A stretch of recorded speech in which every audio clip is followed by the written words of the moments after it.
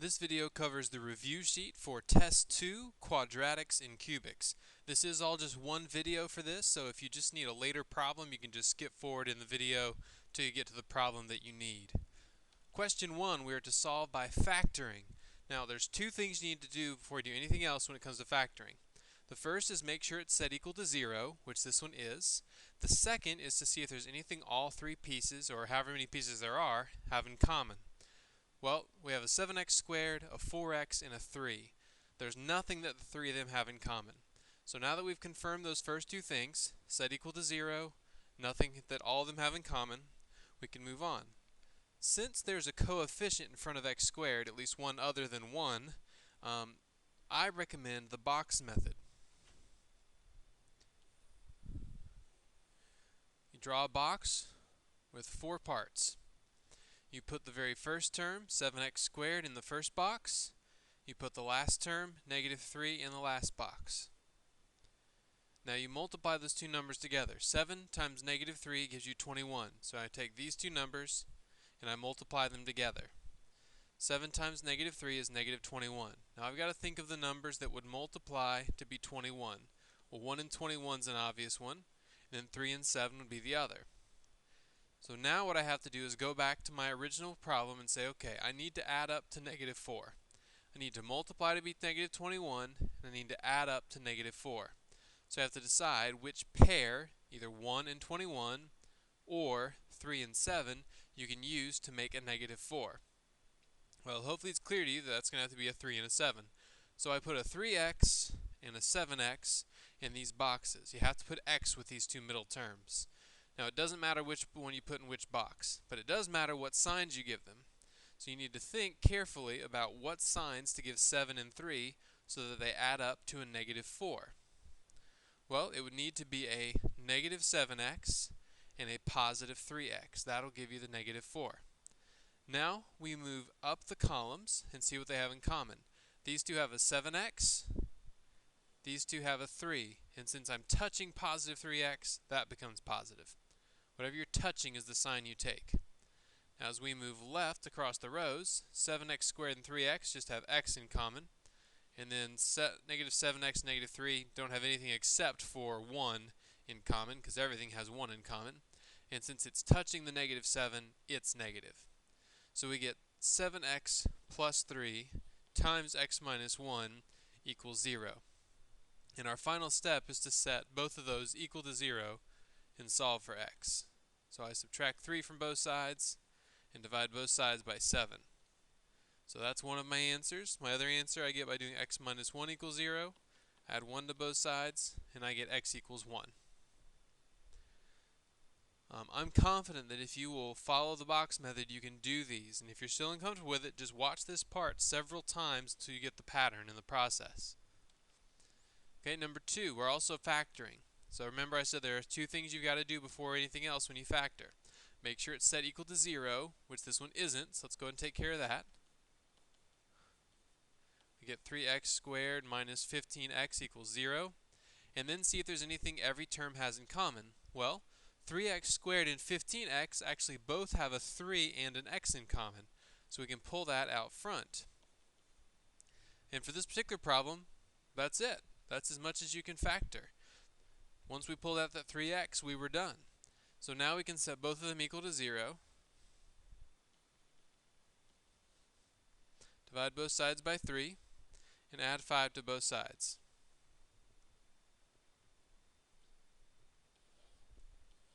So 0 and 5 are our answers. Number 3 is also one that tells you to factor. So we get x squared plus 11x minus 60. So again, make sure it's set equal to 0, which it is. Then see if there's anything all three pieces have in common. Well, this time there isn't. There's nothing that all three have in common. So in that case, we need to just factor. Now the box will actually work for this, but I really don't think you need to go that far. So I would just do the double parentheses. You know x has to go in front, because x times x is x squared. And we need to find something that multiplies to be 60.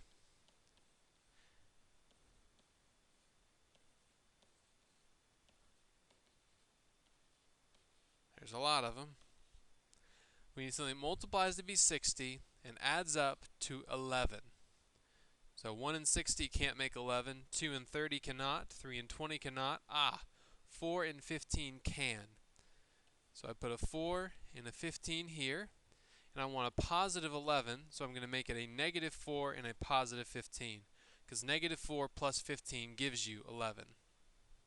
We set this equal to 0, then set each individual piece equal to 0. Add 4 to both sides, you get x equals 4. Subtract 15 from both sides, you get x equals negative 15.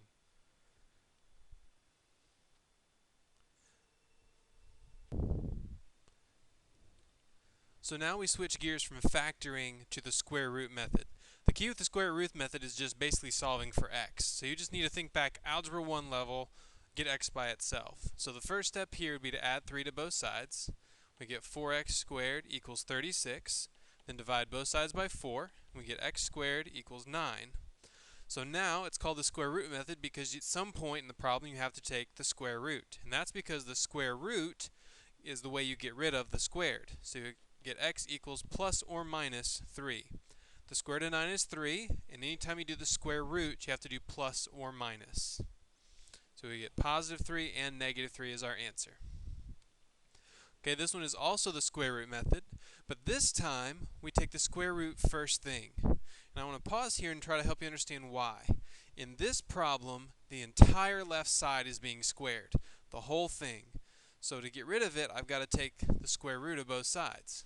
So the square root squared cancel each other out, and I get 3x minus 7 equals plus or minus the square root of 6. So let's quickly just compare number 4 and number 5. In number 4, only the x was being squared. That's why I had to work all the way down here to get that by itself before I took the square root.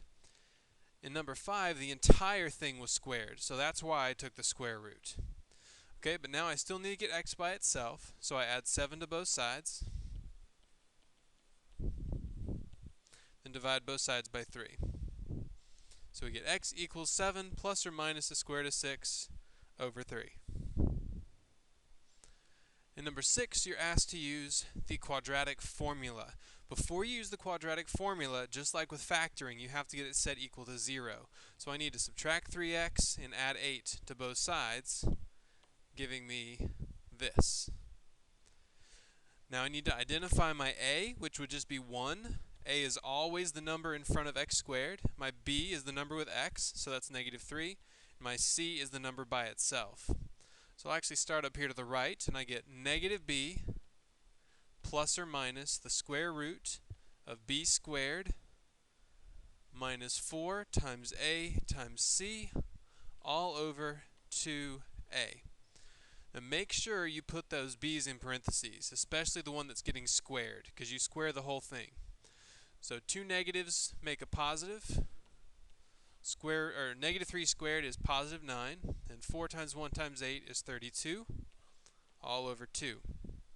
Okay, I'm going to move over here now. 9 minus 32 is negative 23, and that negative inside the square root can move out as an I, because it's an imaginary number, and that is our answer. So again, on quadratic formula, make sure you're set equal to 0 and that your x squared is positive, which this one was, before you start finding your a, b, and c to plug in. Okay, so now we're on the back of the page. It may be hard to read, but you should have your paper with you, so make sure you follow along there. It says Josh Hamilton hits a ball whose height is modeled by the function h of t equals negative 16t squared plus 100t plus 6. Part A, does this parabola open up or down? To figure out if it opens up or down, you look at the number in front of the squared. So in front of t squared, we have a negative 16. If it is a negative number, then we open down. So our shape is like this. So if it's a negative number with the squared, it's down. If it's a positive number with the squared, it opens up. So part B, does it have a maximum or a minimum? Well, if you just think about the shape that I drew where open down, we would have a maximum. And that's always going to be true. If you're open down, it's a maximum. If you're open up, it's a minimum. But if you'll just draw that for yourself, it's usually pretty clear. Okay, C says, find the time at which the maximum or minimum occurs. On this entire test, when you see maximum, minimum, highest, lowest, best, worst, those kind of words, you need to think about the vertex, because the vertex is where that stuff happens. And the vertex is found by doing negative b over 2a. Our b in this case is 100, and our a is negative 16. So we get negative 100 over 2 times negative 16, which if you plug it in the calculator, you get 3.125. So anytime you're asked where a maximum or minimum occurs, you do negative b over 2a when you're dealing with a quadratic formula or quadratic function. Now D says, what is the height at that time? So 3.125 is the time at which it occurs, but we want to know what that height is. What is the maximum height? To get that, just plug 3.125 back in your equation. Okay, so here's our calculator. We want to plug in negative 16 times parentheses 3.125 squared plus 100 times 3.125 plus 6. So the maximum height is 162.25 feet. Part E, when will the ball hit the ground? Okay, just think with me for a second. We're talking about the height of the ball at different times. So when the ball hits the ground, its height is 0. So if I need to know when it will hit the ground, I need to find out when it equals 0. So I set my equation, negative 16t squared plus 100t plus 6 equal to 0. Now at this point, you can either do the quadratic formula, or you can use your calculator and use the intersect button. So I go to y equals, I do negative 16x squared plus 100x plus 6, and I want to know where it hits 0. So I hit enter and plug in 0 for y2. Now I'm going to go to zoom 6 just so I'm at my normal window. Okay, and I need to go to second, calc, and then I go to 5, intersect. Because remember, 0 is the same as the x-axis, so I'm trying to figure out where this hits the x-axis. So when it asks for first curve, you need to try to move your cursor as close as you can to that point. Now I'm going to tell you, this one's hard to see the cursor because it goes up so high. But if you just kind of estimate, this is 1, 2, 3, 4, 5, 6, so it's somewhere between 6 and 7. So if you watch this number down here, we need to be somewhere between 6 and 7. So if I keep moving, okay, I'm just below 6. Alright, 6.17. That's close enough. Okay, actually you can see my cursor down there at the bottom now. So we'll just hit enter right there. It's as close as we're going to get. And then let me erase those dots so you can see the cursor better. Okay, and now for the second curve, it's already really close to that spot. So I'll just hit enter again. When it says guess, just hit enter. And you get the intersection as 6.309. So after 6.309 seconds, the ball hits the ground. So again, when it hits the ground, its height is 0. So in my calculator, I plugged in y equals my equation, y equals 0, and then found the intersection using second calc. Okay, so that's how you approach that kind of a problem. Now part F, what is the y-intercept? The y-intercept is always, when we're dealing with polynomials, the number that's all by itself, the 6. So the y-intercept is 6. And the y-intercept is always the amount of y you have when x or t is 0. So our y is our height. So this is the height when the time is 0, or at time 0. So the y-intercept is always the amount of y when x or t is 0. The amount of y when x or t is 0. G says, when is the ball's height increasing or decreasing? Well, if you look back at my picture, I'm going to draw this a little bigger. Do it right here. We know it's open this way, so we know it starts by increasing and then goes to decreasing. So I know it's going to increase from negative infinity until some spot and decrease from that spot off to infinity. Because this is the spot where it changes right here. It increases going all the way out here to negative infinity, so as I come along it increases all the way till I get there, and then decreases from there on out, which is out to infinity. And we know what that is. This spot where it changes is the vertex. And if you look back, we found the vertex in part C. So we're going to be increasing from negative infinity to 3.125 and decreasing from 3.125 to infinity. So the format for this is always going to be negative infinity, vertex, vertex to infinity. And then you just got to figure out whether you're open down, in which case it's increasing then decreasing, or open up, in which case it's the reverse, decreasing then increasing. Two more problems. The table to the right shows the divorce rate per 1,000 people X years after 1960. Part A says use your calculator to run a quadratic regression and write the equation your calculator gives you below. Okay, I already had this plugged into the calculator. Remember, to do that, you go to Stat and then Edit. And I already have these plugged in. So to do the quadratic regression, you go to Stat, Calc, and then number 5 is the quadratic regression. It's usually helpful to go down to where it says Store Regression Equation and tell it to plug it in Y1 for you. So we'll go to vars, yvars, hit enter a couple times. And so what that does is automatically plugs this equation into Y1 for you. So here's our quadratic regression. Negative 0.006 x squared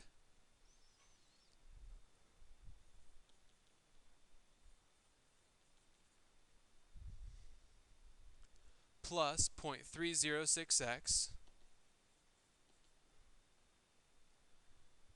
plus 1.064. So that's our quadratic equation, or quadratic equation is correct. So then B says, using the equation for part A, in what year is the divorce rate the highest? Just like I said on the previous problem, anytime you see maximum, minimum, highest, lowest, that happens at the vertex. So you do negative B over 2A. Well, our B is 0.306 and our A is negative 0.006. So we do negative 0.306 over 2 times negative 0.006.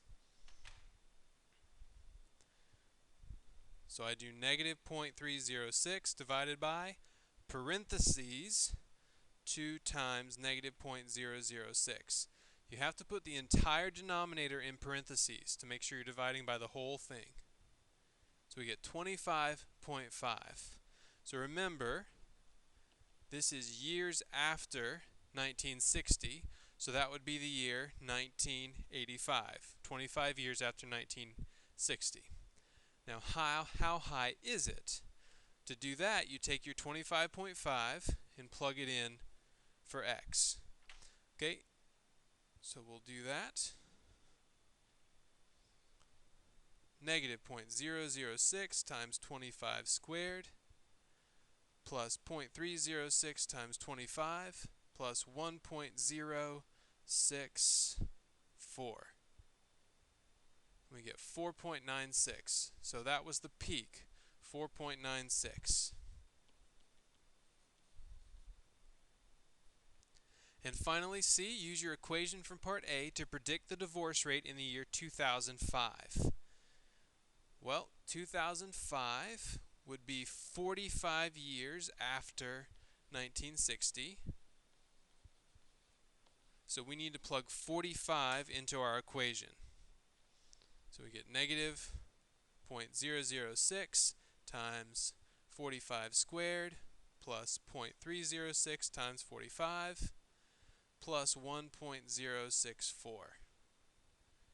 We get 2.684. So we would predict that the rate will go down. What was that again? 2.684.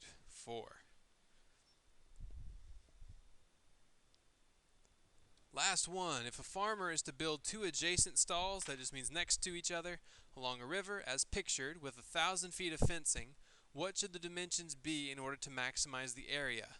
What is the area? Okay, remember, for area of a rectangle, you just do length times width. It really doesn't matter which you call which. So our area will be x times 1,000 minus 3x.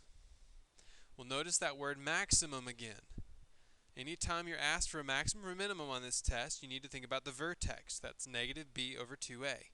So if I go ahead and multiply this x through, I get 1,000x minus 3x squared. So my a is always with the x squared, so it's negative 3. My b is always with the x, so it's 1,000. So I do negative b over 2a, and that gives me 166.667. So that's my x. That tells me what x is equal to. So it says, what should the dimensions be in order to maximize the area? Well, we know our x should be 166.667, and if we plug that number in here, we'll see that this side is going to be 500. So our dimensions should be 500 by 166.667. Again, I got this number by doing negative b over 2a. I got the 500 by plugging in for x right here. And then the area itself, you just plug the 1.667 in your formula. So I get 1,000 times 166.67 minus 3 times 166.667 squared. And I get about 83,336.